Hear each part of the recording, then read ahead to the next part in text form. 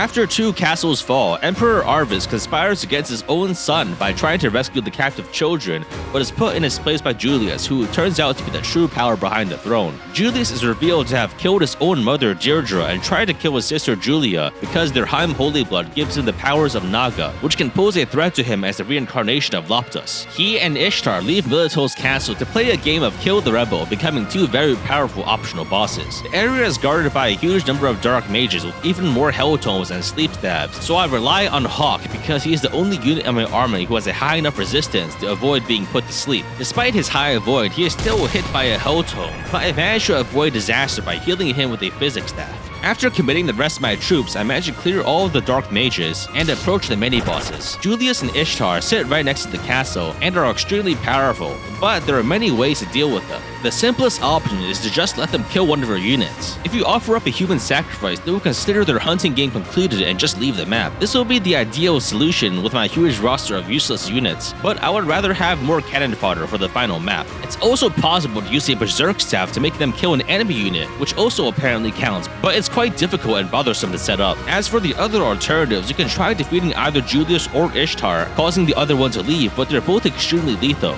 Ishtar has high avoid and can one-round nearly any player unit with an adept trigger, and Julius is nearly invincible, so this method is very risky. The last option is to just seize the castle, which is what I choose to do. I move Celeb to just outside of Julius's movement range, and with a leg ring, he has just enough move to move past Julius and go straight for the castle. I prepare a rescue staff user just in case this doesn't work out, to move Celeb out of danger if he misses, and then target the dark mage Zaga. Celeb kills him quite easily with critical hits, and seizes Milito's castle immediately afterwards, causing Julius and Ishtar to leave, triggering the final phase of the map.